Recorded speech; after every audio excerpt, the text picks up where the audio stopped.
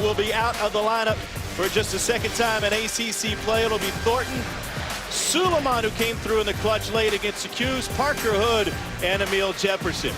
And for Wake Forest, a change in their lineup as well. Not only is Karan Williams in there, but Arno William Adalamoto makes his first start of the season in place of Tyler Cavanaugh inside. Duke has won 28 consecutive games here at home and is tied for the longest such win streak in the nation with Florida.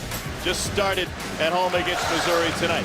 Should be a fun one as Wake Forest looks to find a win here at Cameron Indoor in a series that dates to 1906. Right now, Duke in the man-to-man, and Tom, you know what Jeff Bzdelic is thinking by starting Adalamoto, big, strong guy inside. You know, they're looking to attack Duke in the paint. And that play was by design. The very first play of the game, they wanted to go to a drive from Devin Thomas. Duke, as you heard from the studio, is susceptible to drives. They allow an ACC high 33 points per game in the paint. And they had to fight through foul trouble at the end of that Syracuse game. That's the first on Tyler Thornton, and here's Devin Thomas. Yeah, Devin Thomas leads the ACC in rebounding. He's had 5 double-figure games in rebounds. You know, this is a guy who, in their wins, averages 13 and 10, a double-double. He definitely is going to be the focal point of the Wake Forest offense initially. Good news for Wake, they get to the free throw line a lot. The bad news, they're not necessarily good free throw shooters. Hood walked with it. First possession ends in a turnover. Mike Krzyzewski, 12-time National Coach of the Year. He owns 4 national titles. Second all-time to Dean Smith in career ACC wins. And happy to be back at home after a tough week on the road in the ACC. You mentioned it, partner. Everyone's talking about the game at Syracuse. You forget about how hard it is to win at Pitt. Akai gets it to Thomas. And he banks it in. Well, we called it. Devin Thomas, you expect him to touch it every time down for Wake Forest. But with Duke, 23-1 following a loss, and that's since the 2009-10 season. So I think there's a comfort level with Mike Krzyzewski and understanding how to get his guys motivated after a loss. Well, the only time they lost back-to-back was a couple of years ago when they lost in the ACC tournament in the first round of the NCAA.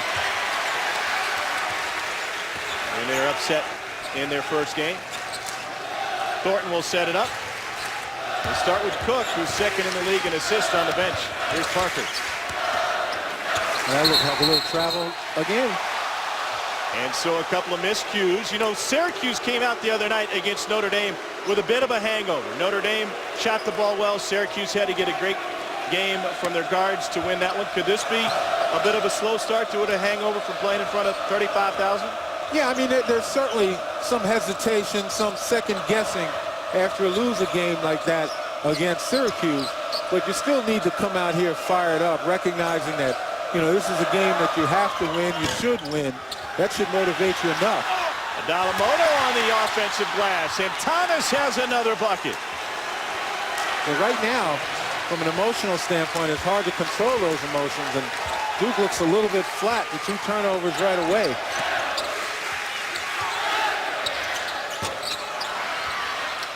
That one went off of Adalamoto and out of bounds. Head coach Jeff Bzdelic. 14-8 on the season, 4-5 in ACC play. A devastating loss Saturday at home to a Georgia Tech team that resembles a mass unit at this point. In fact, they lost Trey Golden for more than a half. Here's Parker. And he gets the friendly touch. Yeah, sometimes you got to fight fire with fire.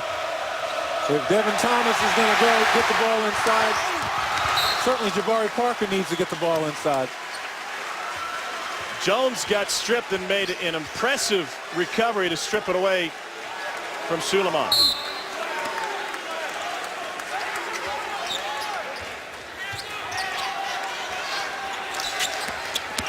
Yeah, that's what Wake Forest wants to do. They want to make Duke put the ball on the floor as opposed to the catch and shoot variety of shots they get from beyond the arc. You know, make them put it on the floor. Now your defense can adjust. But you've got to be sure you cover the shooters on the perimeter. Duke gets 35% of their points from deep. At 16th in the nation. And Duke with 15 threes against Syracuse. Devin Thomas is doing work early. He's got a touchdown to start this game. Well, he's got to stop screaming at the officials asking for fouls and just keep doing work. All 7 of Wake's points have come from the sophomore. An ugly start for Duke. 3 turnovers here in the first 3 minutes. Suleiman off the glass. Now, one thing to make them put it on the floor, and it's another thing to make them put it on the floor on their weak hand, and that allow guys to drive with their strong hand. You know, Suleiman, terrific job right here, just blowing by his man. He's been in double figures in 7 out of the last 11 games, averaging about 10 points during that period of time, and knocking down threes with great regularity after a very slow start this season. We saw from Jeff Bzdelic today during the shoot-around, that was a focus of his when it came to defensive maneuvering, trying to take away the strong hand. This is still a very young Wake Forest team, and they turn it over for the second time tonight. And that's Karan Williams. We talked about the responsibility on his shoulders is to get the team into their offense. He's not necessarily a penetrator like Miller McIntyre, but he's a guy that rarely turns it over. That's his first turnover in 10 ACC ball games. And that's an awful lot. I mean, a lot of minutes not to turn the ball over. Suleiman with the 3 ties it. He hits 4 against Syracuse. Again, the catch and shoot variety of threes. Duke feasts on those.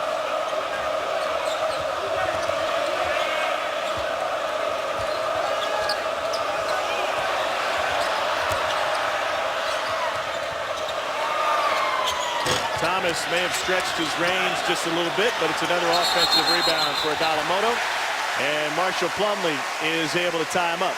Plumlee's seen some extended playing time over the last few games, averaging 4 rebounds a game in the last 3. Called on him due to a number of foul issues on the road in the Carrier Dome on Saturday as Miles Overton enters the game for Wake, freshman from Philly. Yeah, he's become more comfortable out there on the floor. We're talking about Marshall Plumlee. You know, there were times when he looked like a deer in the headlights. Probably got some shades right now, so he's a little bit more comfortable out there playing the game with aggression. Andre Dawkins also entered the game for Duke. Talk about a catch and shoot threat.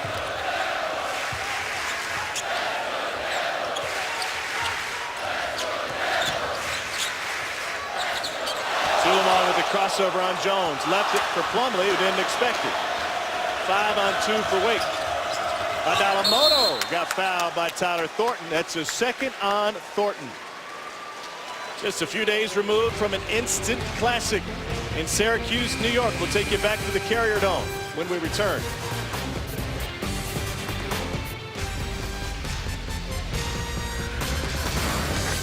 ESPNU's exclusive presentation of college basketball is brought to you by Progressive, making it easy to bundle your home and car insurance. Con Cincinnati and Oregon, Arizona, Thursday on ESPN. Saturday provided the best game of the season in college basketball. Number 17 Duke, number 2 Syracuse at the Carrier Dome. And it looked like the Orange would run away with it in regulation. 28 from C.J. Fair. They had a 7-point lead with 6.5 to go. But Rasheed Suleiman hit this 3-pointer at the buzzer to force overtime. And that's where Syracuse took over. Jabari Parker, Emil Jefferson, and Andre Dawkins fouled out.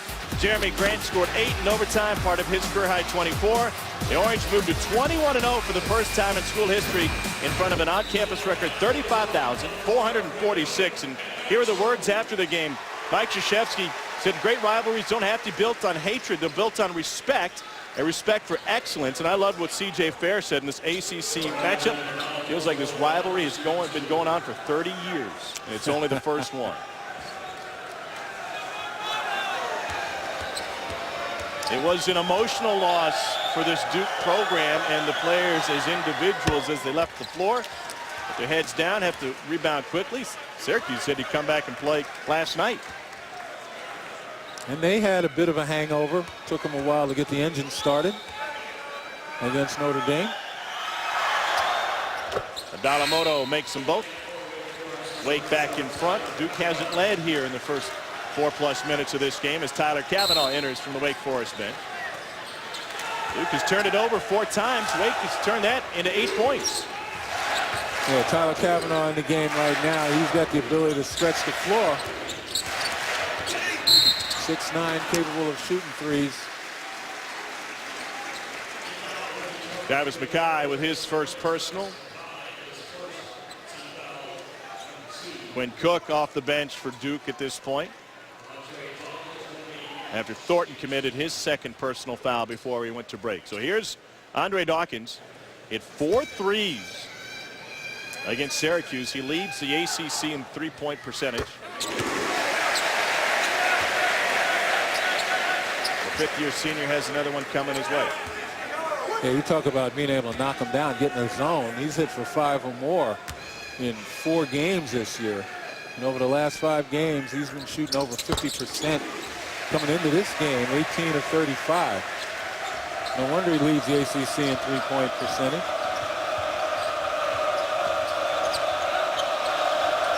Cavanaugh tried to go high-low, and Plumlee got a hand on it. Yeah, he's a little bit far away to make that high-low pass. Had he been at the elbow, it might have been a little easier to lob the ball. If you're going to lob it, you don't lob it at the rim. You lob it at the corner of the backboard to give the guy, the receiver, some room to operate. Tried to go inside again, and Matt Jones, a freshman, gets whistled for his first personal. Right now, you can see defensively, Mike Krzyzewski has to rotate any number of guys on Devin Thomas, try to wear him down. Obviously, you try to also, kind of spread the fouls. Overton gets the friendly touch. Because it's going to be a long evening in the paint for the Duke bigs if they don't find a way to solve Devin Thomas. I'm a little surprised Mike Krzyzewski has gone this deep to his bench this early. Well, I think it's a combination of confidence not only in his bench, but in his starters. And his starters may have, suffered that emotional letdown coming from the Syracuse game.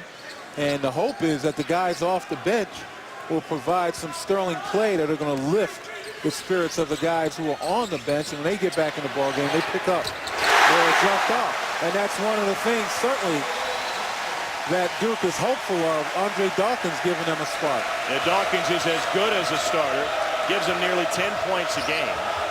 But only 24 teams in college basketball play their starters more minutes than Duke does. He's gone deep to the bench. Beautiful feed and the slam from McKay. That's nicely set up.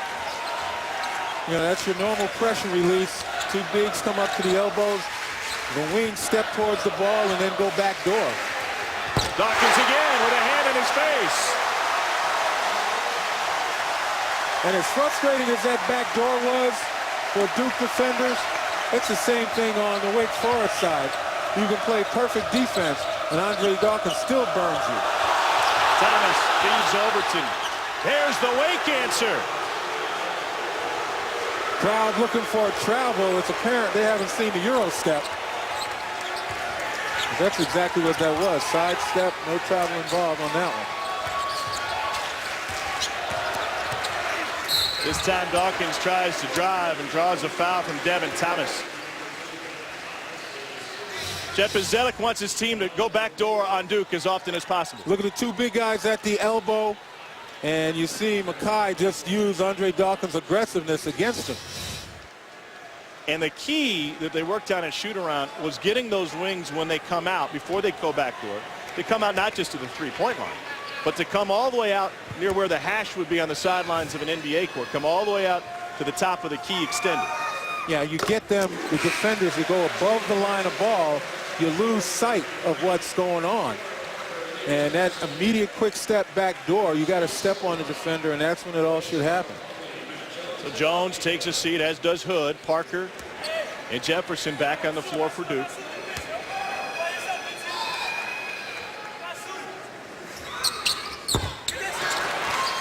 Tied at 16. Wake will ask Madison Jones for extended minutes tonight. He only plays 23 minutes a game. Kavanaugh got a little bit of a step on Parker and converts. Again, you gotta like how aggressive the bigs for Wake Forest are playing. Devin Thomas for sure, and you look at Tyler Kavanaugh, normally a guy who'll turn and face and shoot jumpers. He's going to the basket strong. That's a catch and shoot opportunity right there. That's something Wake cannot allow. Andre Dawkins will eventually burn you to a nub if you allow him to catch and shoot with an open look. Overton's not shy. He's got another triple. Wake up by 5.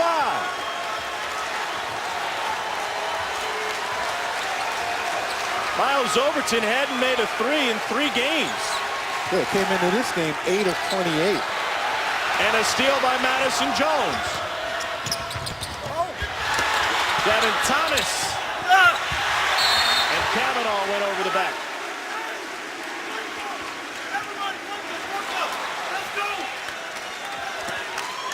Wake Forest went to a zone the entire second half against North Carolina State in their win earlier this season. Jeff Bzdelic said we've got to be able to play some zone tonight. Now, even though Duke, as you mentioned earlier, hit 15 threes against Syracuse's zone on Saturday, he said we have to be able to mix it up on the fly tonight.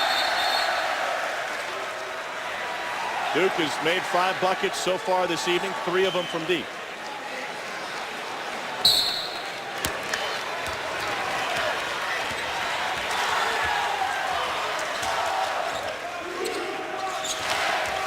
There's the zone right there, a little matchup action. Duke will play into the zone's hands if they take quick shots. Suleiman with a chance for a 3-point play.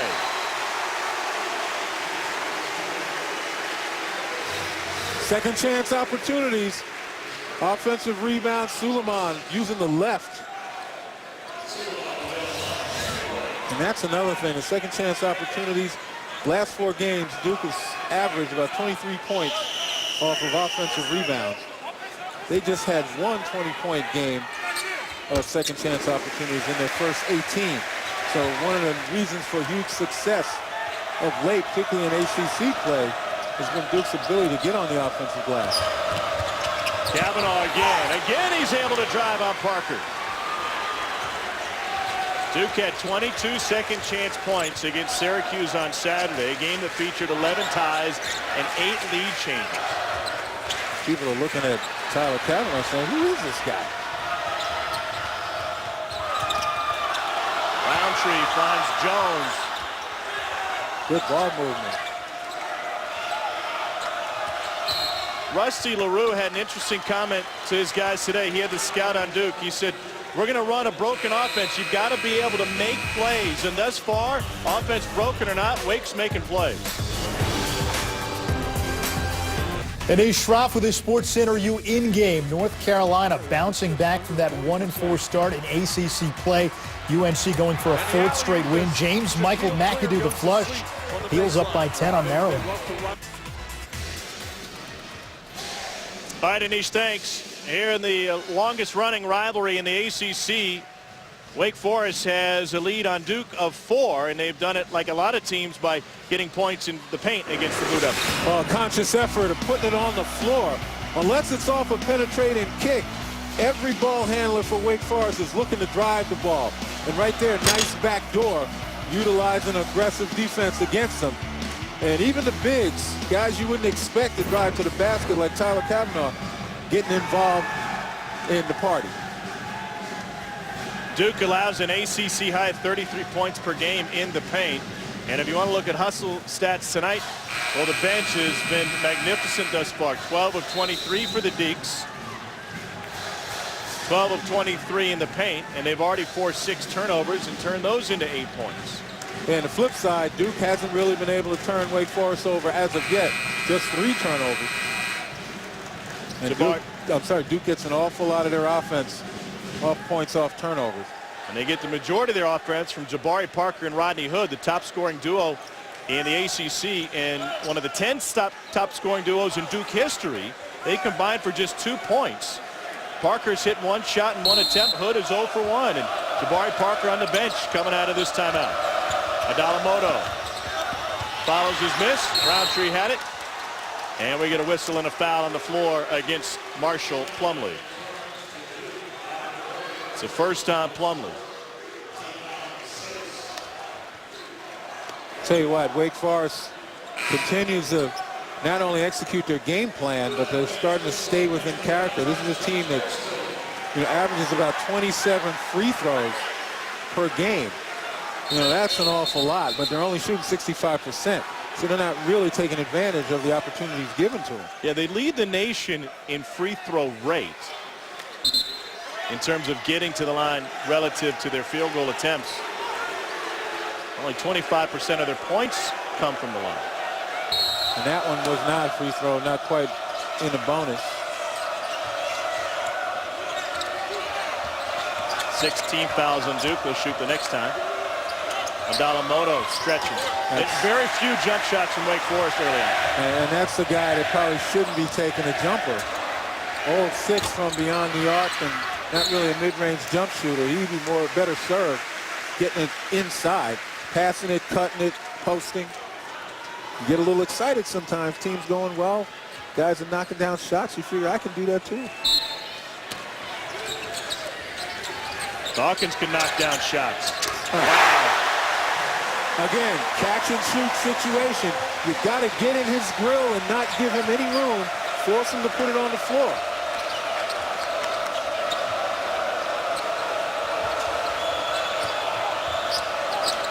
Kavanaugh guarded by Emil Jefferson.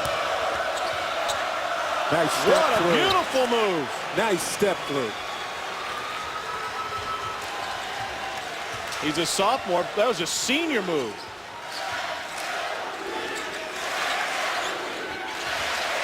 Tyler Kavanaugh from DeWitt, New York, near Syracuse. He worked out at the Syracuse facilities throughout the offseason. They recruited him hard. Here's Dawkins again, off the mark. And Madison Jones goes up to get a rebound. Strong rebound taken away from Emil Jefferson, and Wake Forest now sending everybody to the glass. The only Deacon who has been successful from deep has been Miles Overton thus far tonight.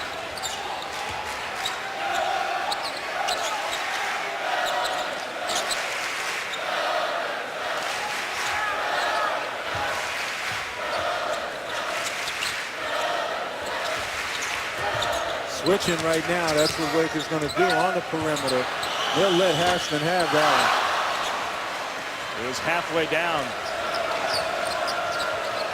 Wake holding on to a 3-point lead. First 10 minutes of this game. Last year in Winston-Salem, they were tied at the break, and Duke ran away in the second half. You can't go nonchalantly after the ball. It was touched by Hairston, so no backcourt, but the shot clock at 10. Overton, after he lost his rhythm, would have been better suited pushing it back outside. They still had some time on the shot clock.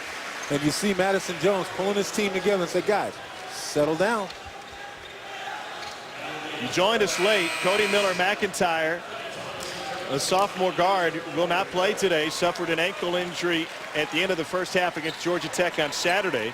He's in street clothes. Top 10 in the ACC in points, assists, field goal percentage, assist to turnover ratio.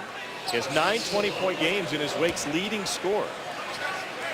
Well, right now we talked about the danger Wake Forest can find themselves in if they allow Duke with regularity to get a catch and shoot opportunity. And that is essentially just a pass to the shooter, open shooter, no dribble, nothing, just go straight up. And right now doing a decent job. 33%, 3 of 9. 0 for 2 from inside the arc, 3 of 7 from outside the arc. You got to continue to guard those guys and get in their grills and force them to put it on the floor.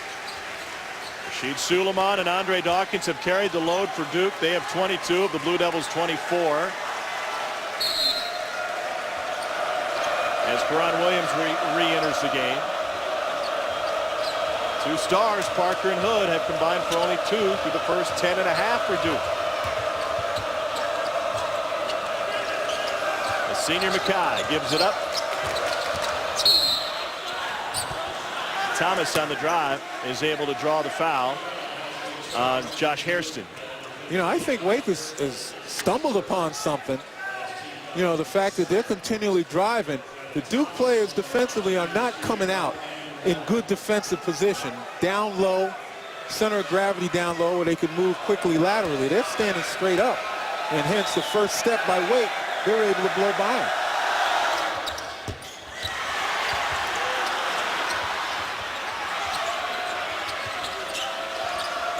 That's smart not to turn it over. See if they go back to an isolation and a drive by clearing out the middle again. That was tough defense by Matt Jones right there. Ultimately takes the ball away from Williams. That's Williams' second turnover in ACC play. And an ill-advised breakout for Arno Adalamoto. Sometimes you got to know who you are. You got to know what your skills are and what your limitations are, and you don't want to stifle guys and, you know, probably put any kind of constraints on their play, but the player has to understand what he's capable of doing. And Adalamoto has to understand, you know, where his strengths are, and it's certainly not leading the break.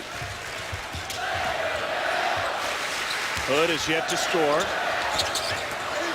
Jones, the freshman, gets fouled after an offensive rebound, and that's the second on Travis Mackay. And that's one of the reasons I think that Mike Krzyzewski is content, you know, playing his starters sporadic minutes initially and giving the bench guys some time, because they're coming out here hungry. They're coming out here aggressive. Matt Jones, nice job on the defensive end, and here offensively getting the offensive rebound. And I wonder if foul trouble is a concern after 3 guys fouled out against Syracuse. Duke was put in a tough spot with their post defense in overtime in the last minute or so of regulation. But right now, the only guy who probably won't see any more action in this first half would be Tyler Thornton, who's got 2 personal fouls. But you're right, you know, you want to make sure that your guys don't get so deeply in foul trouble that it's hard to utilize them in crunch time. Oh, just missed them right there.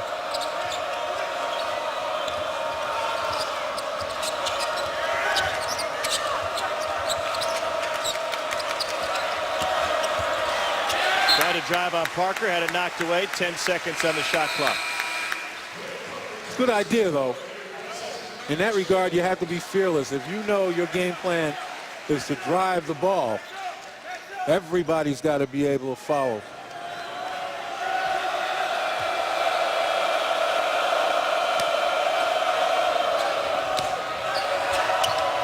And see, Adalamoto needs to get out of the paint, and he needs to post Jabari Parker up. Had a great opportunity to do so. Bad entry pass, Parker with the steal. He's going to take it himself, and he had it knocked away. And that'll put Jabari Parker at the free throw line. It's a second on Karan Williams. And it bears repeating, upon his shoulders, Karan Williams has to take the ball handling responsibilities. And again, a guy with, at least until this game, terrific assist turnover or lack of turnover numbers. Turned the ball over 3 times thus far here in the first half. He was #1 in the nation in turnover rate, according to Ken Palm coming in tonight. As you mentioned, hadn't turned it over in 9 ACC games. Another free throw coming for Parker. Jabari Parker is the only Blue Devil besides Suleiman and Dawkins to score. He only has 4. Suleiman and Dawkins have the remaining 22. Let's see how energized Duke can be right now that they've got a lead.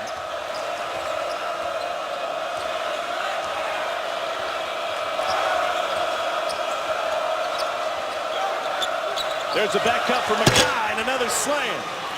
And Suleiman turns around. He looks at his teammates. Where's my help? Where's the communication? Travis Mackay was in a big-time funk earlier in ACC play. Jeff Gazdelik said, I want you to go hard running the floor and running your back cuts, and you'll get looks and you'll get points. Said if you can do those things once a half, your point total will catch up to you. And Jones fouled in the open court by Quinn Cook. It's the first on Cook. And right now, Suleiman trying to do a job against Travis McKay. Gets too high, and McKay gets higher.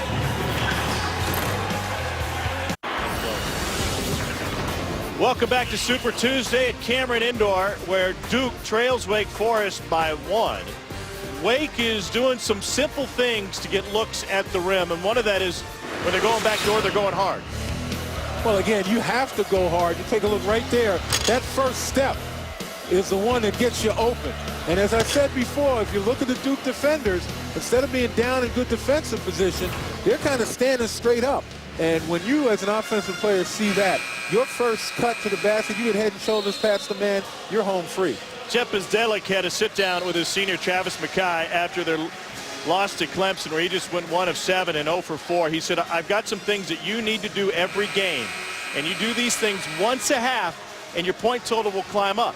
Now, he's got 4 points tonight off of hard cuts. He said, I want you to run the floor. You get 1 run out per half. That's 4 points. You cut hard once per half. That's another 4 points. You get a couple offensive putbacks per half. That's another 4. You're at 12 points, and you haven't even been to the free throw line, and he's one of the best free throw shooters in the ACC. And you haven't taken a jump shot either. You don't have to worry about those offers when you've gotten a few easy buckets. And he's turned that slump around in a big way at 26 on Saturday against Georgia Tech. Madison Jones missed the front end. 46% free throw shooter. It's tough to have a point guard that can't knock down free throws with regularity. You can't be in the game at the end.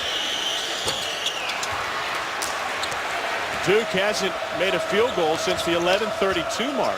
0 for 5 since then. A couple of trips to the free throw line. That's all. Jones again with the drive, and he'll go to the free throw line. ESPN's Journey to the Tourney is a season-long spotlight on games that will impact the tournament. On Thursday at 9, it's a Pac-12 showdown as Aaron Gordon and number 2 Arizona host Oregon. Pivotal game for the Ducks. Started 13-0, but have dropped 6 of their last 8. ESPN's Journey to the Tourney. Oregon versus number 2 Arizona. Thursday at 9 on ESPN. Also live on Watch ESPN. There's a first personal on Andre Dawkins.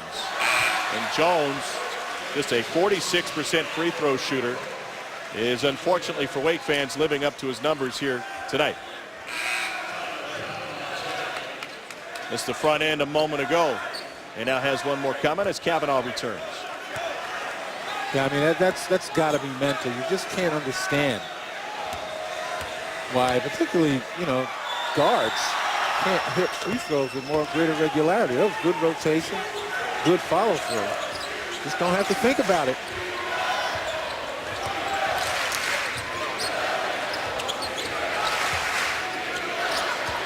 Isolation for Parker, and it's a 3. And you know what? They'll live with that, Wake Forest. Well, if Parker wants to stay out there and shoot threes, more power to him. All Kavanaugh has to do is get a hand in his face. Jones got by the defense again. No whistle. Parker with the dunk, and it went off of Madison Jones. Farmy with the block for Parker.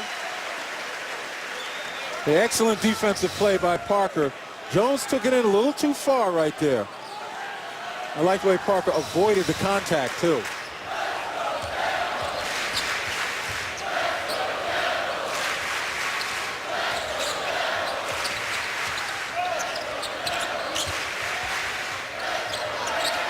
He needs to look to drive here or back his man down. Much better offense by Jabari Parker. Last 5 games for Jabari Parker, 70% of his field goal attempts have come in the paint. Previous 4 ACC, only 37%. And on consecutive trips, you obviously see where his strength is. Missed the 3 and nailed the mid-range jumper.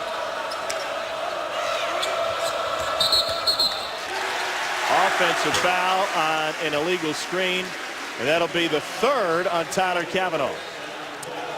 Screeners, hold your screen. Ball handlers, wait until your screener is set.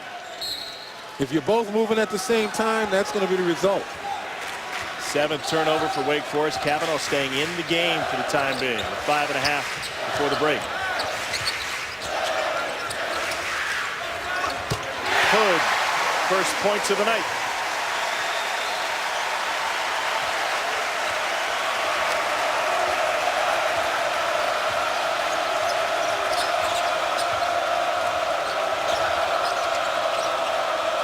Now, how often have we seen Duke playing at home in the last 5 minutes of a game, of a half, and the first 5 minutes of the second half? How often have we seen them pretty much turn it on and create distance between themselves and their opponent? This is a tricky time for Wake Forest.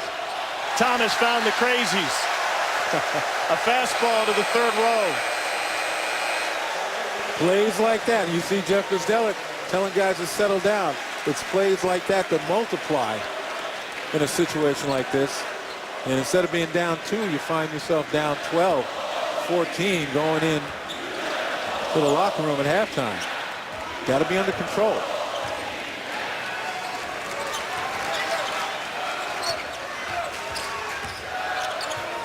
Rodney Hood finding his rhythm. Timeout, Wake Forest. It's an 11-3 Duke 1, and Hood's got 5 of those.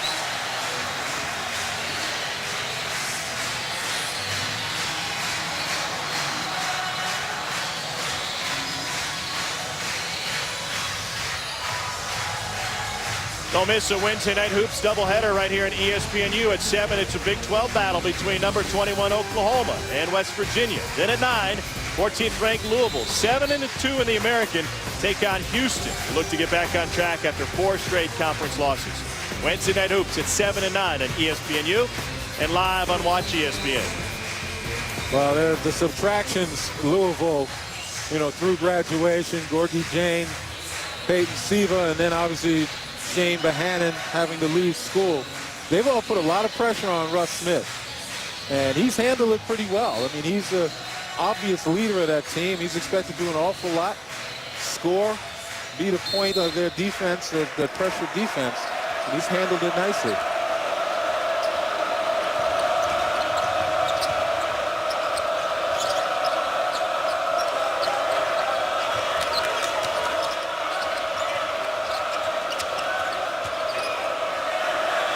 Got to go after harder. Second consecutive turnover for Devin Thomas. But that one you say was on Moto. Yeah, Adolamoto did not get off the ground for that pass. If you're looking for a lob and you're open and Thomas threw it to the right spot towards the corner of the backboard, you've got to be able to lock your man, hold him, and then leave your feet if necessary. And Adolamoto never really left his feet. There he is again, Rodney Hood. And what I tell you, last 5 minutes, Duke smelled blood in the water. Well, that's just this half. Hood has scored the last 8. Wake Forest has turned it over each of their last 3 trips.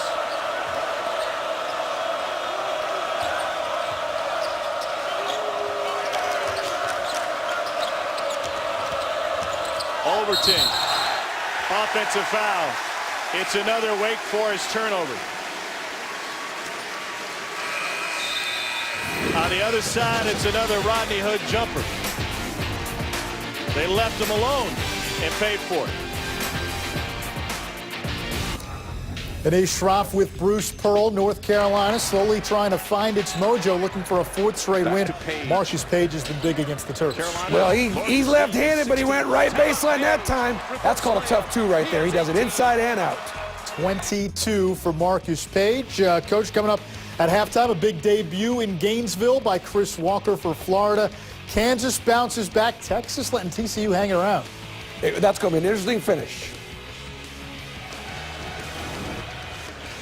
Anish, thanks. Back here, Duke leads Wake 36-28. My partner played at Maryland, fantastic player, and now Maryland and North Carolina meeting for the final time. Yeah, I tell you what, it's hard to believe with all the terrific games between the 2 programs. So, you know, old memories die hard. At least you get to keep them, the good ones particularly. That's right. Rashid Suleiman trying to reverse it in, didn't get the bucket or a whistle, but it's another offensive rebound for Duke. And 22 second chance points against Syracuse. That's their 6th offensive rebound tonight.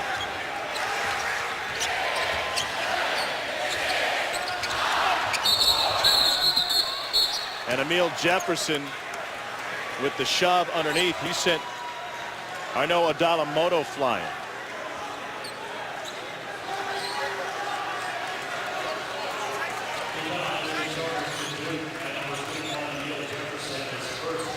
Can't tell me it's not physical under there. Jefferson's kind of looked like he got caught with his hand in a cookie jar there. You got me. Well, Wake has been in a bit of a slump. It's been 4 minutes since they made a field goal. So they continue with their game plan, but they're going to have to find some adjustments to be made as Duke has tightened up the defense. And the mistakes that are made by Wake Forest, Duke's capitalized on. Look at that right there. Here's Jabari Parker.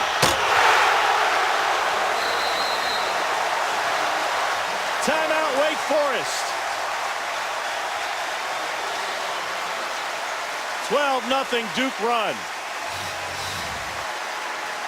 We'll take a look right here. Now look, he's overplaying. Thornton's done a terrific job overplaying Williams. Williams needs to step and then go back door once again. Wake is not utilizing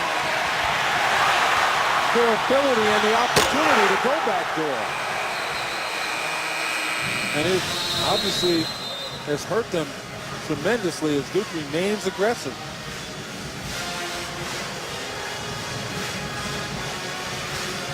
You know, when you're being pressed like that and overplayed outside, you got to go away and bring somebody else in.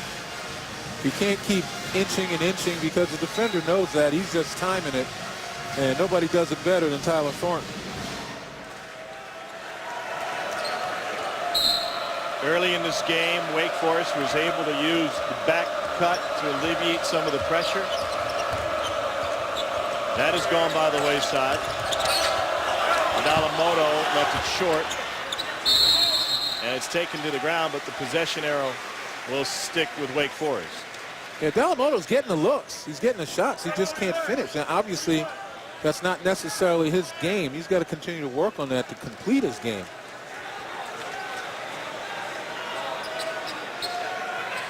Just a sophomore from Cameroon. It's a loaded sophomore class for Wake Forest. And, you know, a guy like Jeff Bizdelic, who is under a lot of fire in the preseason, you know, people are starting to realize that, hey, they've got something going here, and they've increased their wins. You know, he's got a young team that continues to get better. And he's got guys who like it here and like playing for him.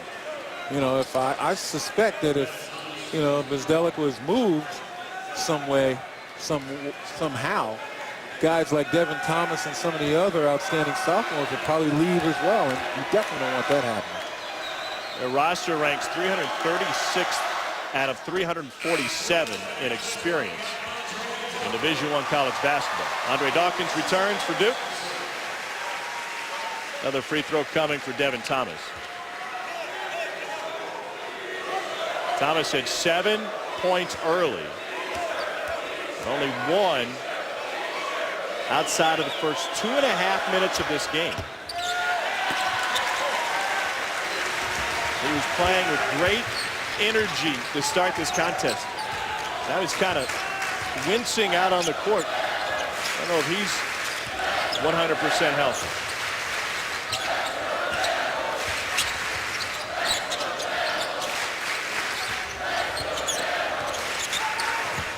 Parker leaves it for Thornton. Got it. Catch and shoot. Off the penetration.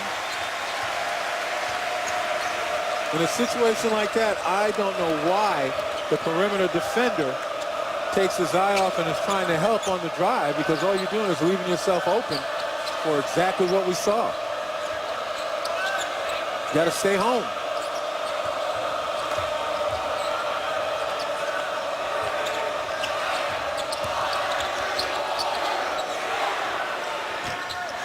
Jumpers haven't been there for Wake Forest tonight.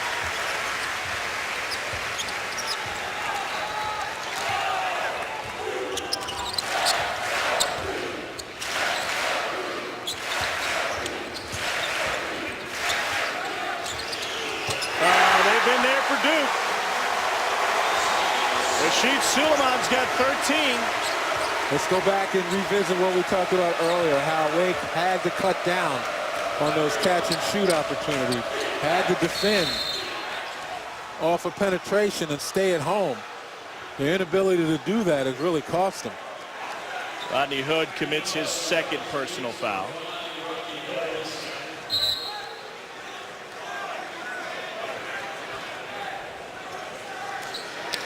See Karan Williams being tutored by one of Wake Forest's greatest players, Randolph Childress. And Randolph and I were sitting on the sideline looking at this floor, and I was asking him, you know, with the success he has, did he have any favorite spots on that floor? He laughed and started to point them out. He's got a lot of favorite spots on this floor. Game winner here against Duke. He's not the only former Deacon on the bench as we look forward to National Signing Day. 2014 college football season starts now with National Signing Day. ESPNU's 11 hours of coverage will feature reporters at a dozen campuses, live player announcements, and up-to-the-minute class ranking updates. ESPNU's National Signing Day tomorrow at 8 a.m. So Childress had 40 against Duke in the ACC tournament. He had the game winner at the buzzer here. But how about the day that Rusty LaRue had on the gridiron his senior year against the Duke Blue Devils? He threw the ball 78 times in the loss in '95. They got behind 35-0. His coach, Jim Caldwell, said, let's just open it up. And Rusty LaRue did that. He threw for 478 yards and 4 touchdowns. Completes and attempts are still a single-game record. 5 NCAA records in that game. He went 41 for 56 in the second half. Those two guys played together on their hardwood. And now their sons play high school ball together. Rusty's son Riley plays with Randolph's son Brandon at East Forsyth High School in Winston-Salem. And I'm guessing father and son look just like those two guys did when they won here at Cameron Indoor back in the mid-90s. I am sure that they do. You see both of them sharing a little chuckle, but Rusty LaRue, 78 pass attempts. Man, he probably couldn't come back on the floor and shoot the 3 any longer. That arm had to be dead. I said that was the first time he really opened it up like that. How did it feel? He said, well, we lost the game. He said, but Coach Caldwell said, let's just open it up the rest of the season. That became a regular thing. Evan Thomas trying to get back on the scoreboard after that fantastic start to this game. And he's doing it from the free throw line.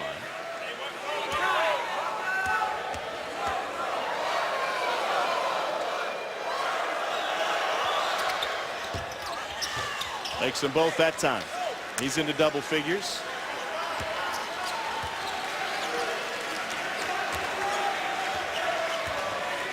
Suleiman and Dawkins scored 22 of the first 24 for Duke. Since then, others have chipped in for 17 of the last 20. Parker and Hood have come alive in the last 5 minutes of the half.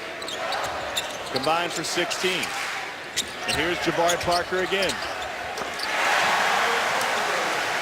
It's like a catch-up commercial. Good things come to those who wait. We had to wait for Parker and Hood to get going. And that one was much too easy. You don't let Jabari Parker get the ball point-blank range in the paint. No contest at all. Jones, beautiful dish, and a two-hand jam for Adalamoto. His first field goal, and with just under 6 seconds to go in the half, Mike Krzyzewski wants to set something up.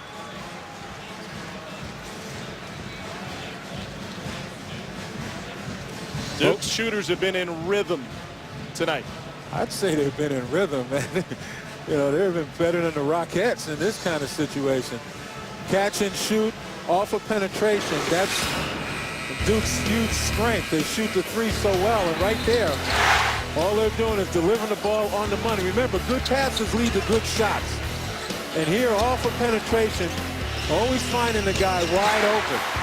When you take a look at these numbers, you start to realize that Duke has been outstanding in this game. Catch and shoot. 1 of 3 inside the arc and 6 of 12 beyond the arc. You know, if you're playing a Duke Blue Devil team, you have got to find a way to guard the penetration, but not to go into your defensive instinct and try to help when there are shooters sitting there. You've got to take your chances on the drive. Hood can't beat the buzzer. Duke 6th in the nation in three-point shooting coming into this one. They're continuing that run. with an 8 of 16 first half from deep. Duke took control in the final 5 minutes of the half. It's now a 13-point lead for the 11th ranked Blue Devils. Now to the studio with Manish. All right, Tom, thank you. This was a game for most of the first half, and then Duke sort of awoke from the slumber. If there was any hangover after that emotional loss to Syracuse Saturday, Duke kind of shook off the cobwebs, went on a bit of a run, and Coach Pearl, they look like Duke. They did. You got to give Wake Forest some credit, though. Without Cody Miller, McIntyre, Jeff Bedzillick went into this game knowing the only way we can beat Duke is to take that ball and drive it right down their throat. They got to the rim, and they controlled the game for the first 15 minutes of the game. Second half, Duke turned up the defensive pressure, and the biggest thing, Anish, is the three-point shooting. When you got 4 guys out that can knock them down better than 44%, they make 8 in the first half. Terrifically dangerous That's after 15 on Saturday. Everyone's talking about the ACC. It's Syracuse, it's Duke, it's Pittsburgh, it's Virginia. Don't sleep on North Carolina. UNC has quietly won 3 in a row. Final ACC regular season meeting between North Carolina and Maryland in Chapel Hill. Marcus Page, the 3 from the wing. This is looking like a different Carolina team of late. They're playing with effort and energy, and it's so important that Marcus Page, he's really the only deep threat, along with Leslie McDonald. He needs to make shots. North Carolina up by 10. If they win by at least 10, it would be their 4th straight win by at least 10 points. Meanwhile, Clemson trying to hang on for dear life against Georgia Tech, up 2 in the final seconds. Still ahead on the Sports Center U halftime report. Kansas bounced back strong after a loss to Texas. As for Texas, they're in a little bit of trouble against TCU. Jabari Parker halfway to a double-double. 10 points, 5 rebounds for the Duke freshman. The Blue Devils shooting almost 54% from the field in the first half. 8th-ranked Kansas visiting Baylor. Last year, the Bears at home against the Jayhawks won by 23. Andrew Wiggins coming off a 2-for-12 effort in a loss to Texas over the weekend. That was his only field goal of the first half. Impressive from beyond half court. Wiggins would finish with 14. Nadir Tharp, 22 points. We've seen him carry this Kansas team at times this season. There's no question, but the big thing for Kansas is defensively. They hold Baylor to 29% shooting at home.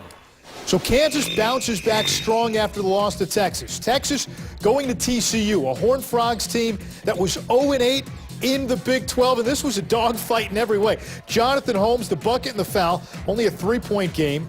Cam Ridley on the boards. Just look at the score. TCU hanging around late in the game.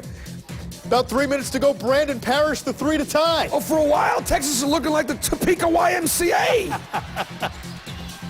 Texas finally figured it out. Hit a couple of shots down the stretch. Jonathan Holmes, the 3.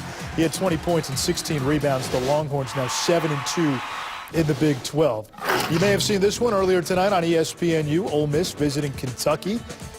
The Wildcats looking for their 8th straight home win against the Rebels. Aaron Harrison, the 3. Only a 1-point game at the half. Julius Randle, 1 point in the first half. A little bit better in the second half. He finished with a dozen.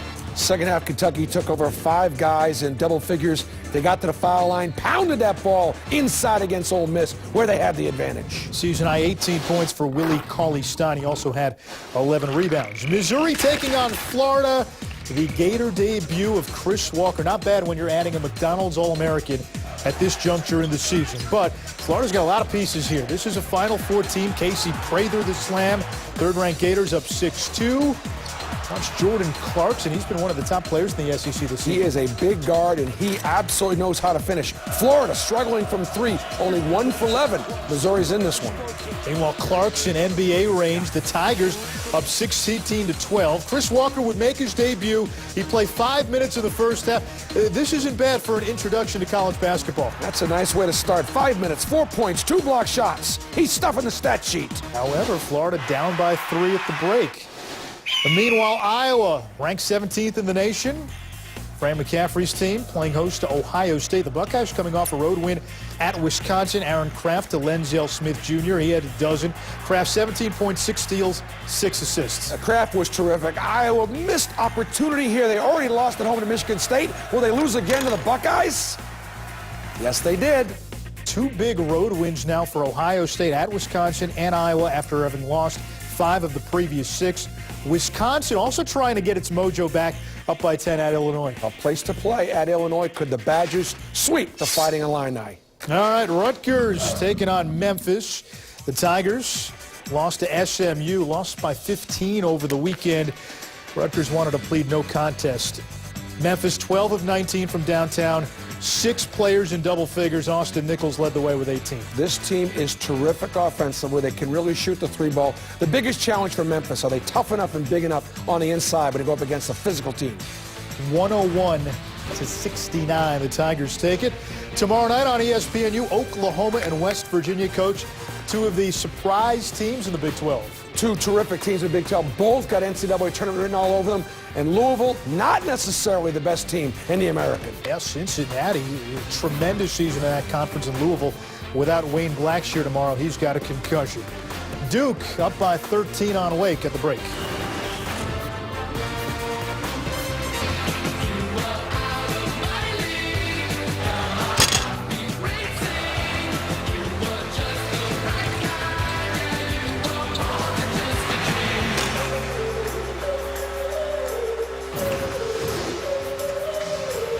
This is Super Tuesday, part of the ACC on ESPN. 46-33 lead for Duke over Wake Forest. Tom Hart alongside Len Elmore. Here's a look at first half stats brought to you by Jared, the Galleria of Jewelers.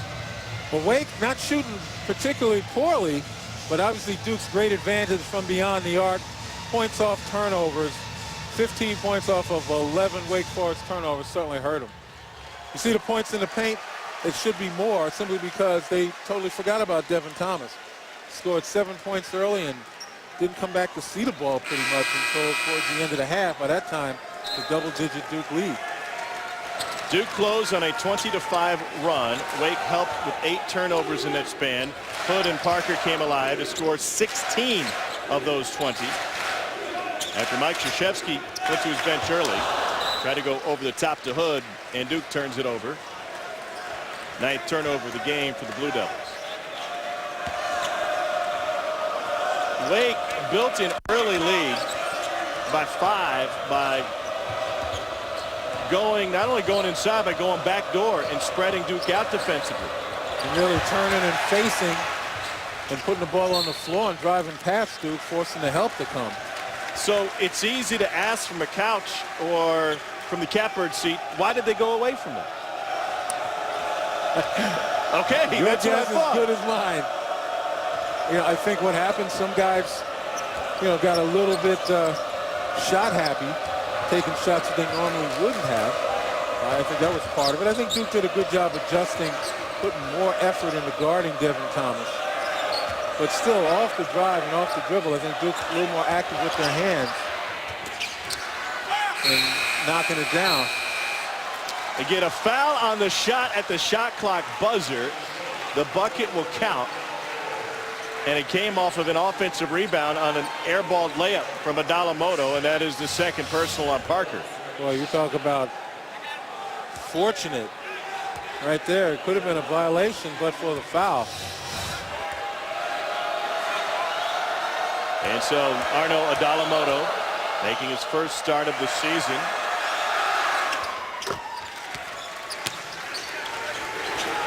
Adalamoto, we talked about in the first half, may have taken some shots he shouldn't have, but the important thing is he's made himself a threat. Normally when guys aren't putting the ball on the floor, they're not really looking to score. The defenses fall off them and, usually have an advantage. That's the 2nd personal on Devin Thomas. And when you have to play everyone, it puts a lot of pressure on that D.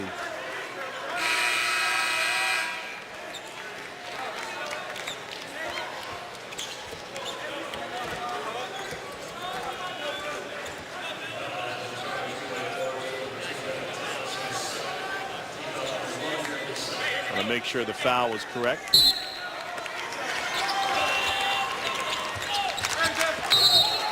Hood dribbled on the sideline. He's had, frustrating night. He finished with a flurry, 8 points in the final 5:23 of the half. But Rodney Hood has been bothered by a couple of the fouls he's been whistled for. A couple of other frustrations on the offensive end. And if you're Wake Forest, you got to realize the more you can make Duke move, either putting it on the floor moving without it, the better opportunity you have of making a stop. You let them run their stuff, penetrate, kick to standstill jump shooters. You let them throw it over your heads in the alley-oop to like a Jabari Parker, you're in trouble. Adalamoto lost it on the way up. It's his second time this half. He's had it in point-blank range and at Butterfingers. And here's the problem for Jeff Bzdelik. You really don't have anybody else on that bench that you can plug into that spot. Tyler Kavanaugh gave him some decent minutes, but he's got to live with Adalamoto, the good and the bad. Adalamoto gives him 6.5 points, 5.5 boards a game. He's already over his average for points. Overton is begging for it in the corner. He's going to shoot with a hand in his face. Look like he got a piece of it, Jabari Parker did.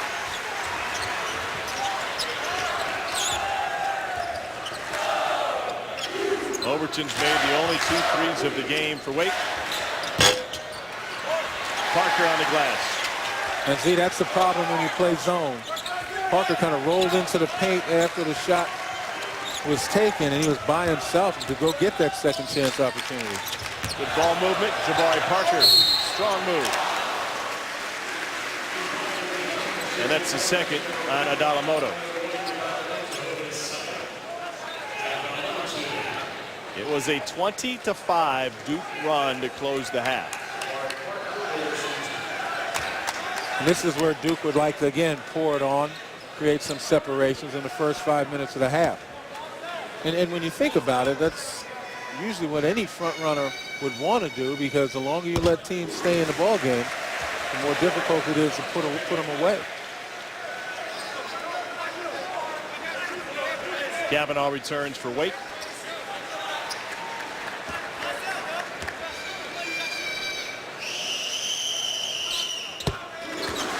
A dozen now for Parker. Madison Jones played every minute of the first half due to the injury to Cody Miller-McIntyre. And he's really been their most reliable ball handler. Deron Williams obviously hadn't really handled the ball the way we would have expected. Lackadaisical pass and a run out for Suleiman.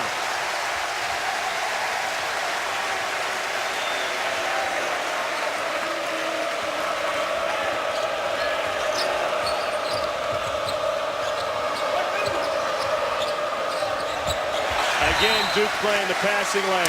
And a high five for Mike Krzyzewski for Tyler Thornton. I'll tell you what, before we go to break, you got to realize that pass is almost impossible. Angle is bad, too much distance between the two of them. I think Mike Krzyzewski likes great defense. He wants his guys to get on the edge and to pressure. Yep. Almost better than minutes. Welcome back to Duke and Cameron Indoor. This is the ACC on ESPN. And this was the ACC on January 11th, 1997. Our flashback focus, Wake Forest's last win at Cameron Indoor. The #2 Demon Deacons get 26 points and 14 rebounds from 2-time ACC Player of the Year Tim Duncan. And Wake rolled past the 10th-ranked Blue Devils 81-69. Mr. Fundamental. And this is the 240th meeting of the longest played ACC rivalry. The first collegiate game played in the state of North Carolina was played on March 2nd, 1906, when Duke was Trinity College and Wake Forest was still in Wake Forest. A lot of changes since then.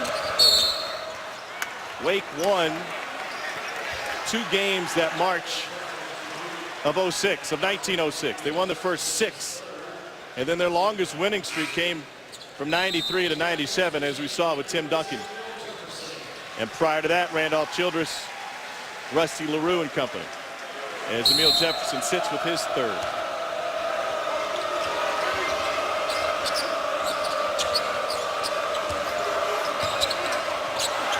Evan Thomas. Kind of stumbled upon that one, but nevertheless, strong move. His first field goal since the 17:30 mark. And it was a direct post feed, which I thought they needed to do more of. Look at that. How does Jabari Parker get wide open? Oh, terrific entry pass, and then Parker's quickness. As soon as he caught it, he was on the way. Hairston gambled, commits his second. Now, Tom, watch. As soon as he gets it right here, Kavanaugh leaves him. He's on his way to go up before the help even has a sniff that he's open.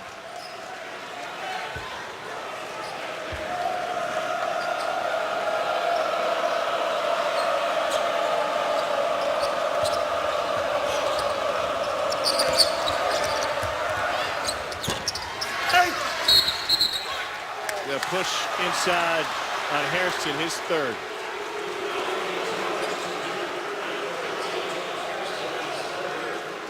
What are you looking for? Josh, you're not going to play that one again. And so he'll take a seat. 14th foul on Duke this half. Plumlee replaces him on the interior. Look at the overplay active again. hand. And this is Active Jabari hand. Parker again. Oh, Jabari.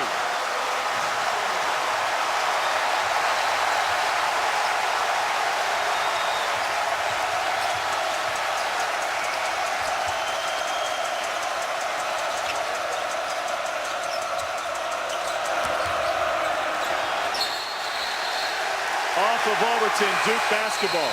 They're having so much trouble looking into Devin Thomas because the help side is coming off of Madison Jones's man. You take a look at those active hands, top 10 nominee, get my vote. How about you? Trough with Bruce Pearl. The story going into the Florida-Missouri game, Chris Walker's debut. Jabari Brown and Mizzou coach, they'll want to change the narrative. They got crushed last year at Florida. They're in the game in Gainesville. 1-point game on ESPN. Two of the longest home court win streaks in college basketball belong to Florida and Duke, both at 28 straight. 11th ranked Blue Devils a problem with Wake after that 25 to run to close the half, and back at it again in the second half. Jabari Parker has turned it on big time.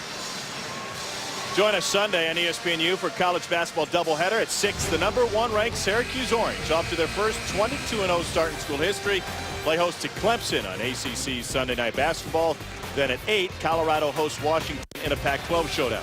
A Sunday college basketball doubleheader at 6 and 8 on ESPNU and live on Watch ESPN. That's 12.5 minutes. Jabari Parker has come alive after a slow start. It's going to be interesting to see if Clemson, another orange-clad team, if they can control tempo. They won today playing in the 40s. And I'm sure Syracuse is going to try to avoid that as much as they can.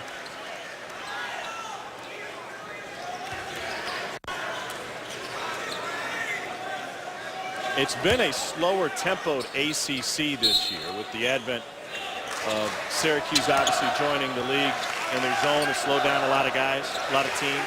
Well, Pittsburgh with this scrappy D. Suleiman has another chance for a three-point play.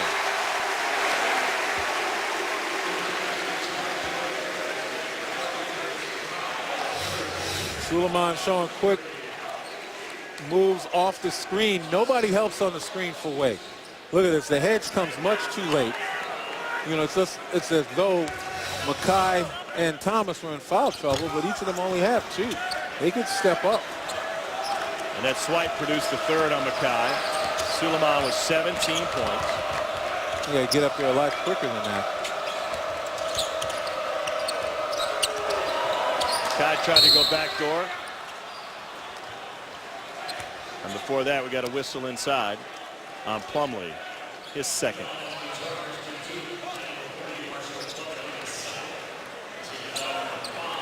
The lanes just haven't been there for the back cuts for Wake in the last, say, 15 minutes of game action. And if they were, too much ball pressure. You know, that's the best way to thwart backdoor situations, is to get up on the ball and make it difficult for the passer. It's the same thing with the lobs inside on a high-low situation or alley-oops. You pressure the pass, and it's far more difficult. That one's going against Devin Thomas, his third.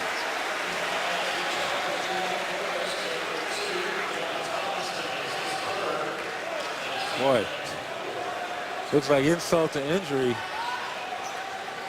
get popped in the back of the head and still get the foul called on you.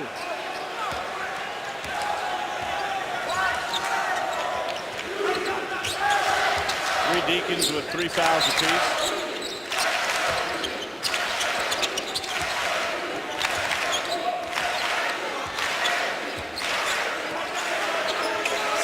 Wake turnovers have turned into 21 Duke points.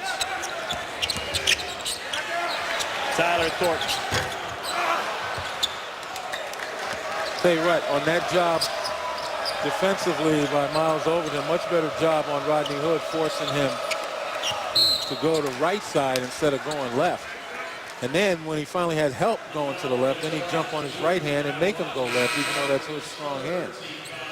Wake should have done that a lot more often in the first half and here in the beginning of the second. Dawkins returns. That was the third personal on Parker, who stays on the floor. Thornton takes a seat.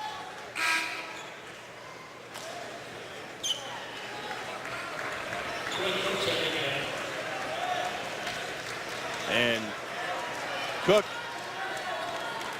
re-enters. Rodney Hood has some blood on him. He's staying in the game. And Parker didn't know he was the one coming out, so they'll get that scratch cleaned up and bandaged up if they can here in the next moment. Not for the squeamish.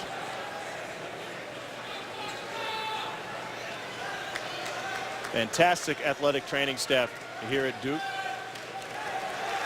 Peyton Manning came and got a lot of work done a couple of off seasons ago when he was going through his rehab work.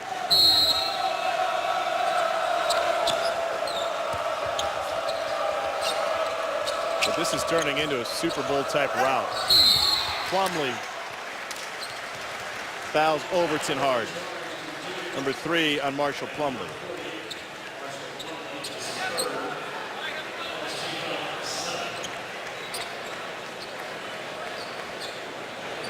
And in case you're wondering, that's all part of guarding the basket. You know, in a situation like this, you still want to plant in Wake Forest's mind that you're not coming in here unscathed. And so if you don't get the block, you still communicate the message.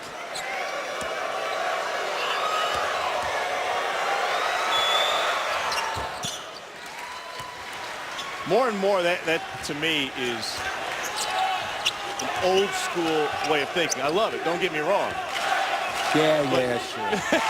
But in this day and age where even guys at the highest level, the LeBron Jameses of the world, are selling fouls and reacting with flair to try and get a whistle, for a guy to guard the basket like that is refreshing to me.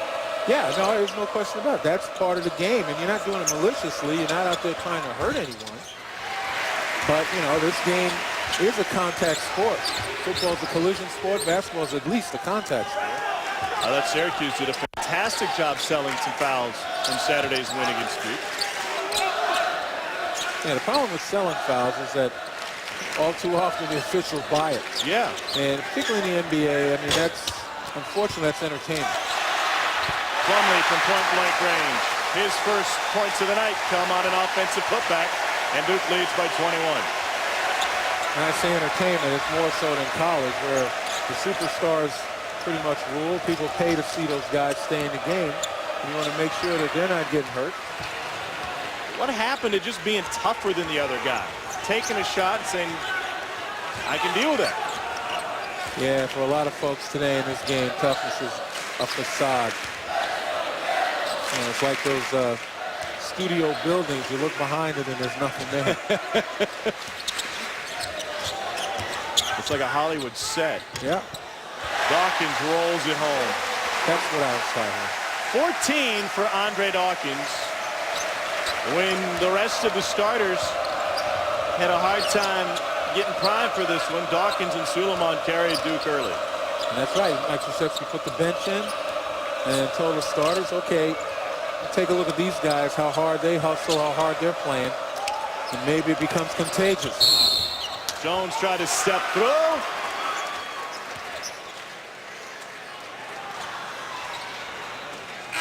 Now, with No bucket. But another trip to the free throw line coming for Wake Forest. 11:58 left.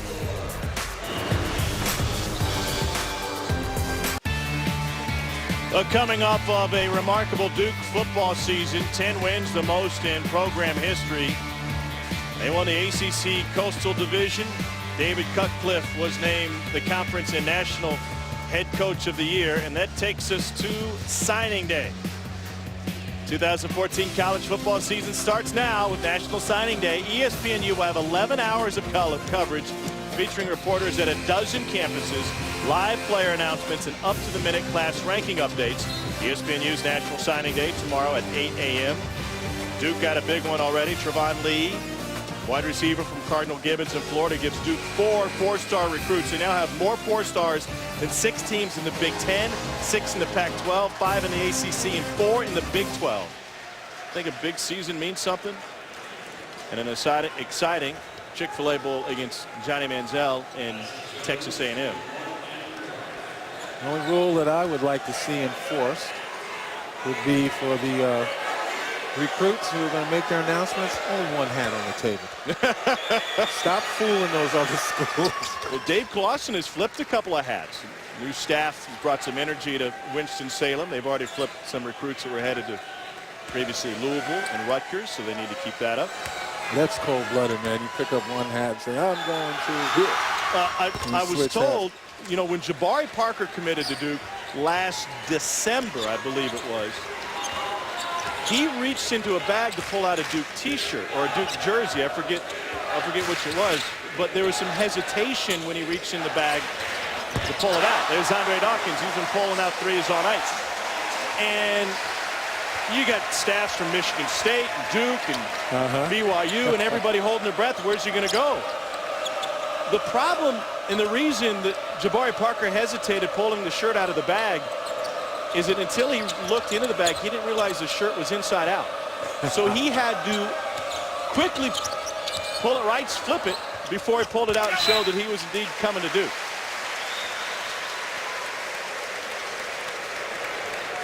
He's got 16 and 6 tonight. Wake's turned it over 17 times.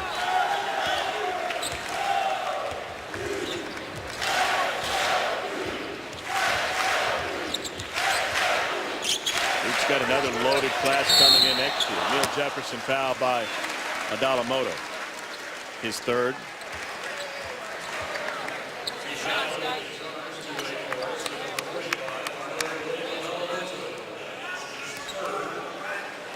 And Emil Jefferson to the free throw line. Talk about a loaded class coming in. How can you not? You know, you got a prestigious academic institution that's premier program in America. Yeah, I would think there are so many guys, if they qualify, who would love to be here.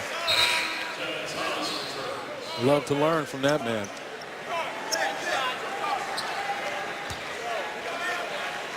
Kavanaugh takes a seat.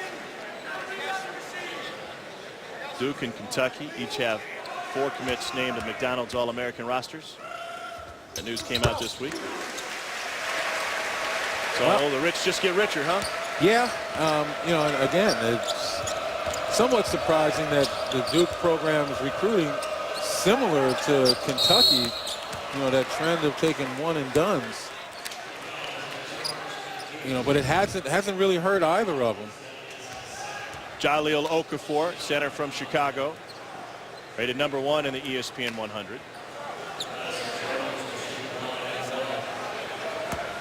That's all well and good. You get me to talk about them when they come and they play on this hard floor and prove themselves. Not saying that they're not worthy, but I think it's, you know, it's a lot of pressure. A lot of pressure on these guys. We've seen, you know, a number of them succumb early, only to kind of regroup themselves. I mean, that's part of the maturation process, sure, but they have enough of a transition, not only to the college game, but to college life, including academics and life on their own. You know, this constant criticism of these guys on a consistent basis, you know, under the microscope constantly, you know, for 18 and 19-year-olds, it's just a bit much. Well, something John Calipari talked about in his postgame on ESPNU tonight after the win against Ole Miss. Ronnie Hood's spin move was left short. The only problem with that is I think John and his group brought it on themselves when they had that talk about an undefeated season. You know, now you know how media is. You set yourself up for something like that, they're coming after you. That's just chum in the water. Yeah, he's conceptually he's correct. You know, they're the most analyzed team in America. They may be because of the great high school players he's brought on, but by the same token, don't egg the media on to continue to do that. You know, bring their magnifying glasses by saying, you know, you might go undefeated. And I don't know if he said exactly that, but they certainly discussed it. Well, there may not be anyone better in college basketball at building hype and getting everyone to talk about your team than building a wall around your team than John Calipari. Yeah, I mean, it's for them, that's part of the territory. And he's got a national championship under his belt. He's been successful over the years, so you know, it works for him. Speaking of Calipari, that rise by Duke, jumping all these spots in the polls, is the most, according to our friends at Elias, since his UMass team did it with Marcus Camby as a freshman. They, after losing a game and jumping 6 spots in the polls. There's Thomas inside. That was a UMass team with Derek Kellogg, now the head coach there, and Lou Rowe. Lou Rowe on the staff there as well. Yep. UMass now. They lost early in that season, and Suleiman gets taken down by Jones. They lost early in that season to #1 North Carolina. Pardon me, they beat #1 North Carolina. They lost to #6 Kansas, and then they beat Oklahoma on the span of 1 week. That was in 1993, according to Elias Sports Bureau, the only previous team, or let me rephrase it, the last team to jump 6 spots in the AP poll following a loss, as Duke did after the loss to Syracuse. Well, you recognize, though, that there had to be some wins associated with that, just as the win at Pittsburgh, I'm sure, was part of it. Had you isolated just the loss itself, I'm not so sure Duke or UMass would have ever jumped that high and jumped at all. It was just about the loss. Quinn Cook didn't start today as he gets a pep talk from Mike Krzyzewski. Second time he hasn't started in ACC play. I've always believed that Quinn Cook is a catalyst for this team. Terrific assist man, second in the ACC in assists, top 10 in steals and assist turnover ratio. But offensively, he's had some issues over the last several games. Thomas trying to find that loose ball. Pop Dawkins. And Devin Thomas picks up his 4th. Looked inadvertent as he was trying to wrangle that loose ball. And you can see the frustration on his face, man. He got his team off to a terrific start. It's almost as though they forgot about him for much of the first half. And in doing so, they ultimately wound up losing ground and going into a deficit. But he's a terrific big man, just a sophomore. Leads the ACC in rebounding. And you saw Cody Miller-McIntyre in the Wake Forest bench. Wake playing without him after his ankle injury in the first half on Saturday. He did participate in their practice today in their shoot-around, and it was kind of touch and go. When he first came on the floor, taking jump shots, he was certainly favoring his ankle. It really hurt him, I thought, watching practice today when he tried to move laterally defensively when he was out there working against the scout team. But Wake will have the weekend off. They're back to it a week from tonight on the road. Another Big 4 game as they travel to NC State. Parker. And so Cody Miller-McIntyre will get more than a week's worth of rest to try and return against the Wolfpack. Yeah, I mean, you cannot rush something like that, no matter how big the game is. It's a young man with a future in front of him. You don't want to risk even greater injury. It's not like this is the pro game where you get paid to take those risks. And even then you shouldn't. That's a 2.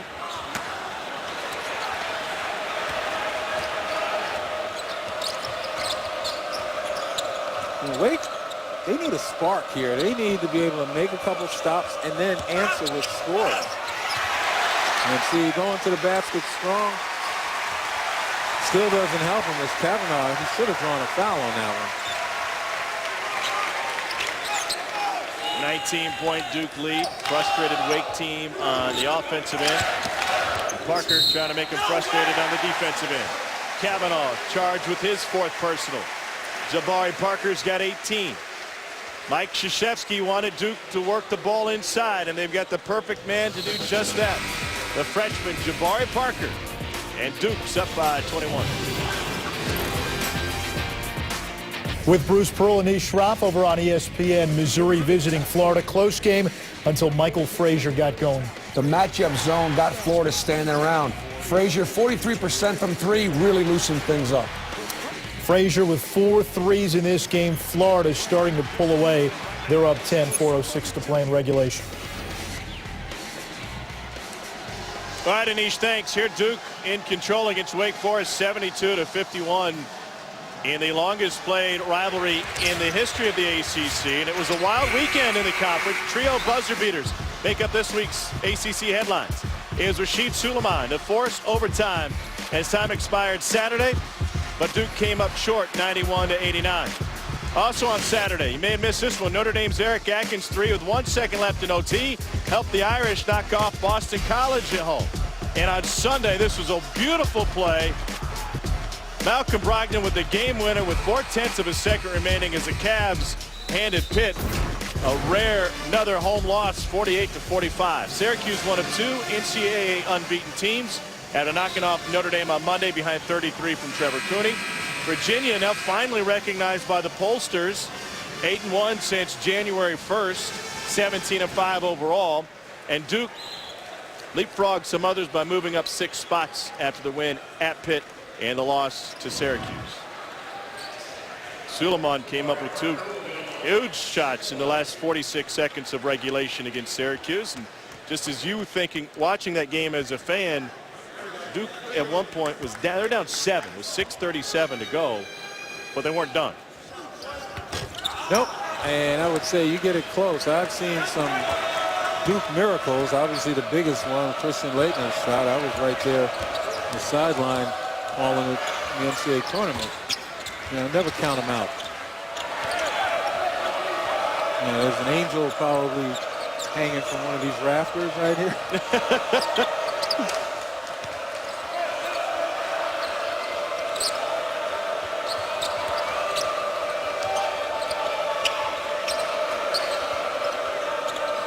Good movement by Wake, but they got to get themselves free for an open look. Adalamoto is able to draw the foul on the Hood, and that's a 4th on Hood. And again, I like Adalamoto making himself a threat. You know, shot selection sometimes can be questioned, but that's what he's good at. He'll muscle you to the basket.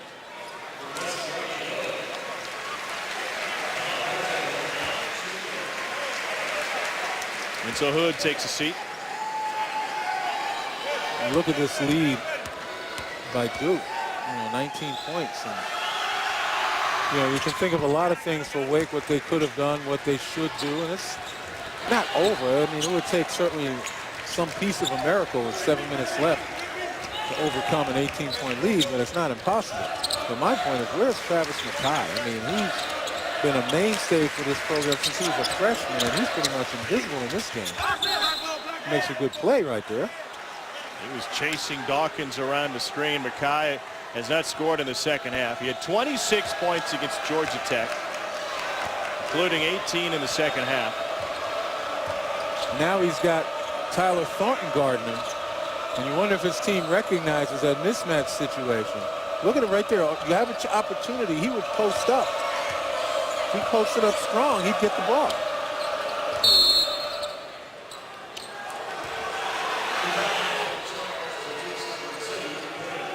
That's a 3rd on Quinn Cook. Don't miss a Wednesday night hoops doubleheader right here on ESPNU. At 7, we go to the Big 12, number 21 Oklahoma and West Virginia. Then at 9, number 14 Louisville, 7-2 in the American, takes on Houston.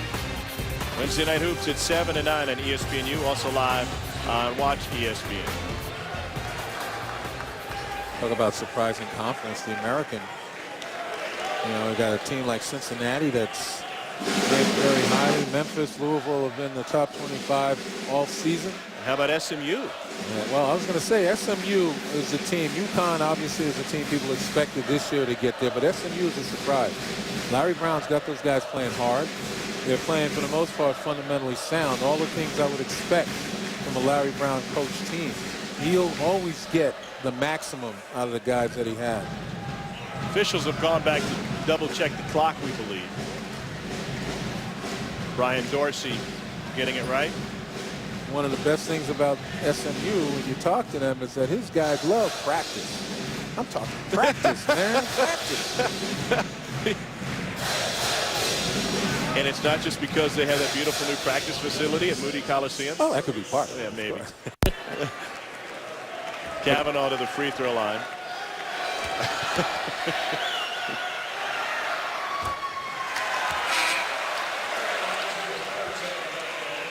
Suleiman returns. Dawkins takes a seat. Aaron Roundtree III back on the floor for Wake. You can't kick away opportunities like this on the line to get some 3 points. As we talked about, Wake Forest gets to the line on average 27 times.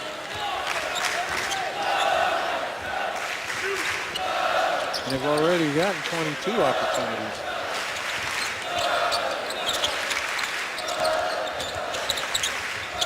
Duke trying to melt that clock. Wake shot 33 free throws in their loss to Georgia Tech. Fancy footwork from Parker. He's got 20. Duke is 11-1 on the season when Jabari Parker scores 20 or more. And right there, not only fancy footwork, but a nice use of his arms. He was behind the basket and extended to get the ball up on the glass and get that fortuitous bounce.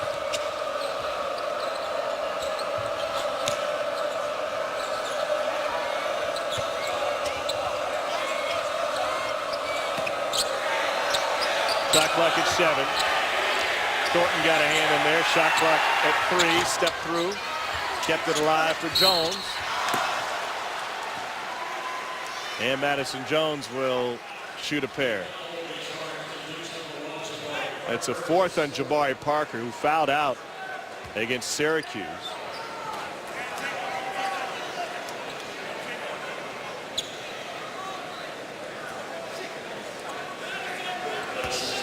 Normally in a more competitive game, you take the risk of fouling Madison Jones simply because he shoots 46% from the line. And I'm not so sure Jabari Parker needed to do that one.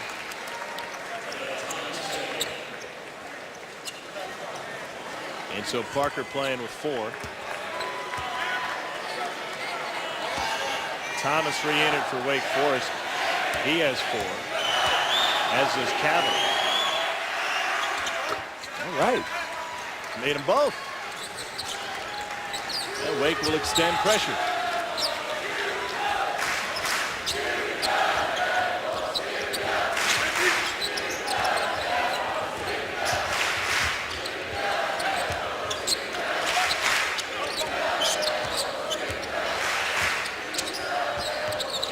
Duke was spreading the floor almost like a wheel, no real hub.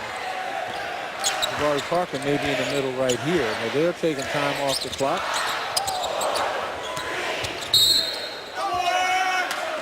And a foul with 3 seconds left on the shot clock.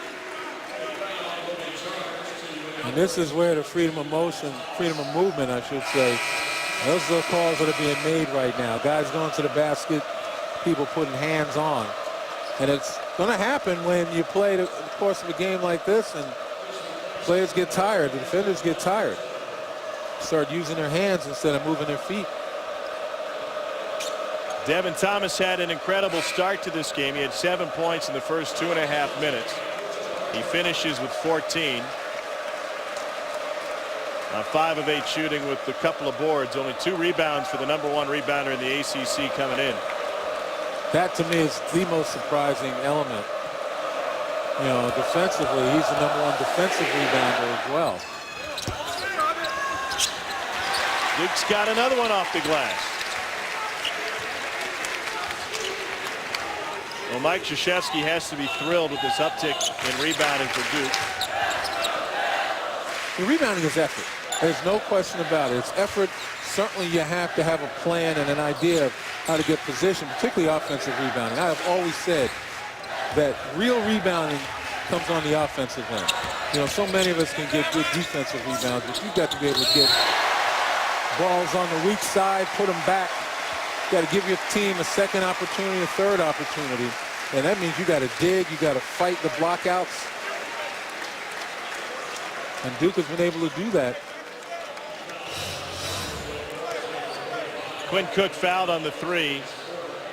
And then afterwards, got an up-close and personal word from his head coach. Well, I mean, you talk about, you know, motivation and satisfaction as well as, you know, continuing support. Cook didn't start this game. You know, he's a vital part of this team.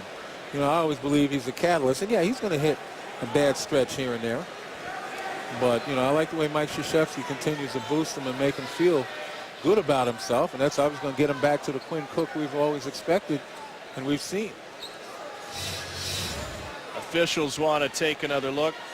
That was pretty much inadvertent. That wasn't intentional. Adalamoto inside on Jefferson.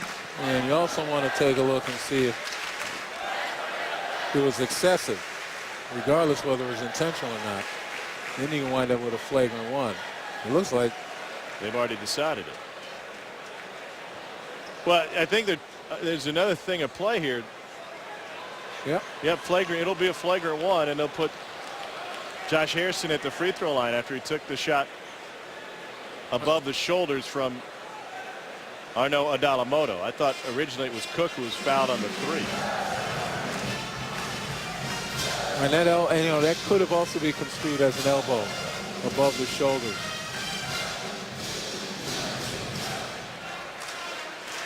So Harrison only his 12th free throw attempt of the season as Jeff Bzdelik gathers his guys for a moment. You know, it's all about technique. If you're going to block out, you want to use your body and not your arms. But as I said, when fatigue sets in, there's always a tendency to use your hands and not use your feet or your body to play it the way it should be played. We were talking a moment ago about Quinn Cook getting the positive reinforcement from his Hall of Fame head coach. Now, we were here earlier this season when Rasheed Suleiman was in the doghouse a little bit. We're talking about playing time with Mike Krzyzewski, and he said, listen, nothing is guaranteed to anybody on my team when it comes to playing time. It's not served with a bow. It's not a gift. You earn it, and there's different ways you earn it, but number one to Suleiman's struggles at that time, and maybe this applies to Cook, is production. Yeah, absolutely. If you're not producing, he's going to find someone who can get on the floor and produce. And the fair thing is that the player understands the metrics by which he's going to be judged. And as I said, you know, Quinn Cook offensively might not have been taking good shots, may not be getting people involved, might not have been playing the type of defense we've come to expect from him. But, you know, those things are brief in duration. And I think Quinn Cook will come back and play, as I said, the way you would expect him to play.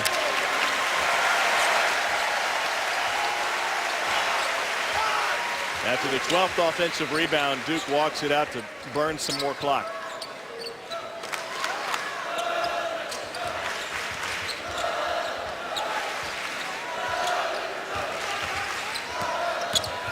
Suleiman's runner left short. Harrison went on the top of Roundtree. There was no whistle there. And a foul on the open floor will go against Rasheed Suleiman. It's his first. We step away for a timeout. Still 3.5 minutes remaining from Durham. ESPNU's exclusive presentation of college basketball is brought to you by the Quicksilver Card from Capital One. Earn 1.5% cash back on every purchase. Welcome back to Super Tuesday as Duke has a 28-game home court win streak on the line against Wake Forest and leading by 21 with 3.5 to go for the 11th-ranked Blue Devils. Wake Forest is without their leading scorer and assist man, Cody Miller-McIntyre. He turned his ankle in the first half against Georgia Tech, hasn't played since, and he is so important to this team. Yeah, I mean, you've seen these highlights right here against Carolina, where he not only got the job done offensively, he got other guys involved. You know, averages 14 points, 4 assists.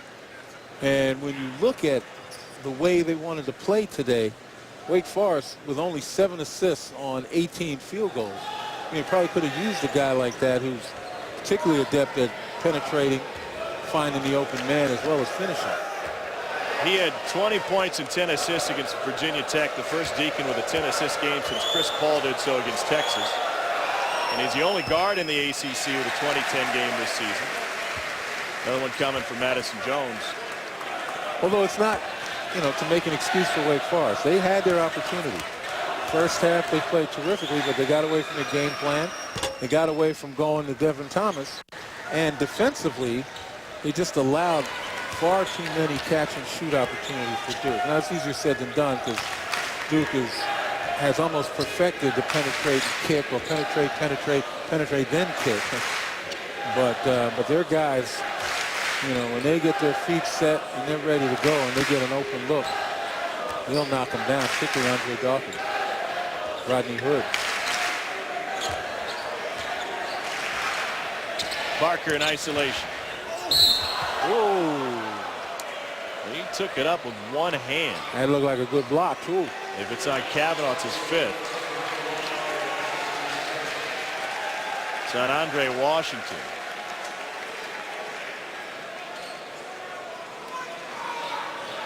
Yeah, you just got to be careful not to showboat now.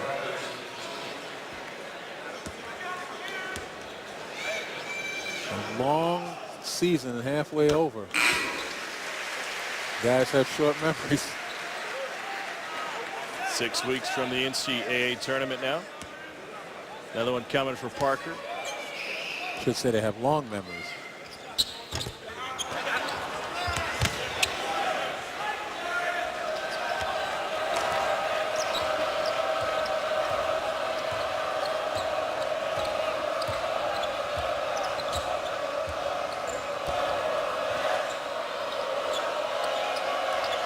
Isolation now for Mackay. He got it caught on his hip, but will still get a trip to the free throw line.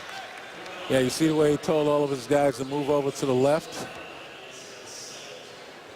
That was the best advertisement in the world for the fact that he was driving right. But yeah, he needs to get on track. He's a very finely skilled player out there, and sometimes it looks like he gets lost in this offense. Parker sits with 21 and 8. Jimmy Ojale replaces him. Mackay making his 117th consecutive start today. Longest streak in the ACC. Top 10 in points and rebounds in Wake Forest history. And he came in on a tear with 19 points a game over his last 4 and 42% shooting from deep. But he never got on track tonight.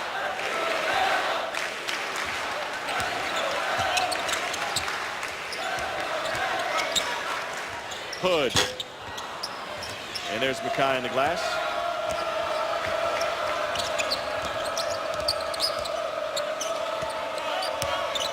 Kavanaugh going strong.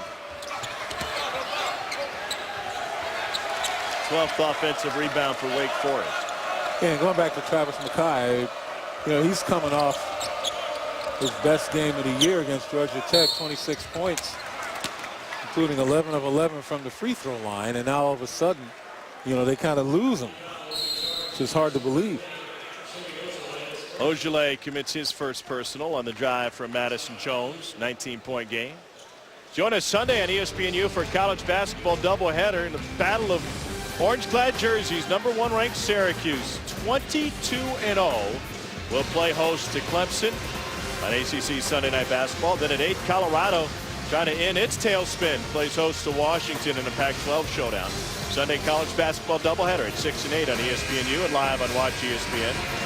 Trevor Cooney helped shake Syracuse's hangover Monday night with their quick turnaround. He had 33 and a 61-55 win. He had 9 threes, a Syracuse record Monday night at the Dome. You know what this is reminiscent of? And you take a look at Wichita State, which I believe, folks, you can't keep saying they have a weak schedule. They play who they play, and right now they're perfect. You've got to have passed the eye test. And I've seen them play. These guys dig in defensively. They've got diversity on offense. They've got a pretty good bench. People can't keep saying they have a weak schedule and just leave them where they are. I'm sorry. But going back to Syracuse real quick, kind of reminds me of when a pitcher pitches a perfect game. You know, you always need some unexpected hero to come and make a grab or, you know, make a terrific play in the field to preserve it. And that's what Cooney did, I think, for Syracuse up until now. 9 threes in them. By the way, Wichita State tomorrow will take on Indiana State on the road. Indiana State beat Notre Dame in South Bend earlier this season. And that's the team that's supposed to challenge him. They dismantled Indiana State in Wichita a couple weeks ago, beat them by 20. I just hope Wichita State got out of town. I mean, they got like a foot of snow today.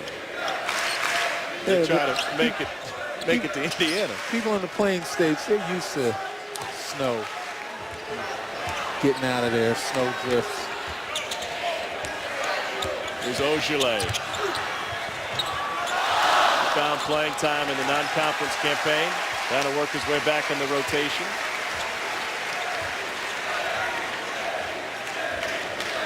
Minute to go here at Durham. Mike Krzyzewski will go to 44 and 23 in his career against Wake Forest.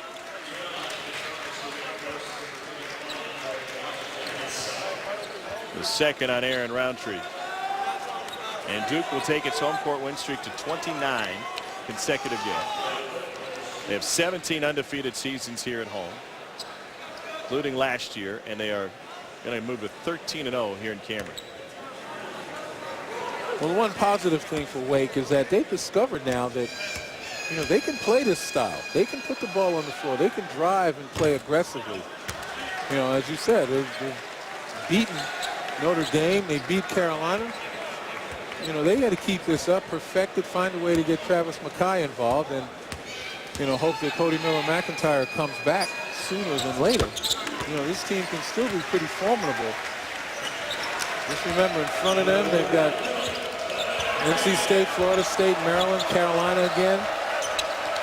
And they have Duke at their place on March 5th. And they already have a win against NC State this season, beat them by 1 at the Joel earlier this year. So that's the next time out for Wake, to head to Raleigh and try to find another win against the Pack.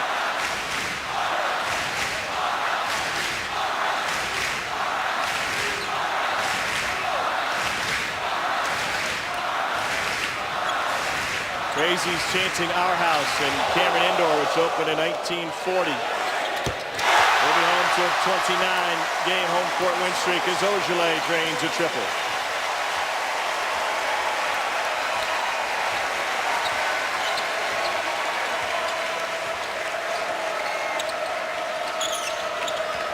Be the 18th win of the season for Duke. 7-3 in ACC play. Mike Krzyzewski called on his reserves early. Andre Dawkins came off the bench for 12 in the first half. Suleiman had 13. It took a while for Parker and Hood to get going, but they did eventually. And Duke used a 20-5 run in the last 5 minutes of the first half to take control of this one. They pulled away then, and Wake never threatened again. The result is a 20-point win for 11th-ranked Duke.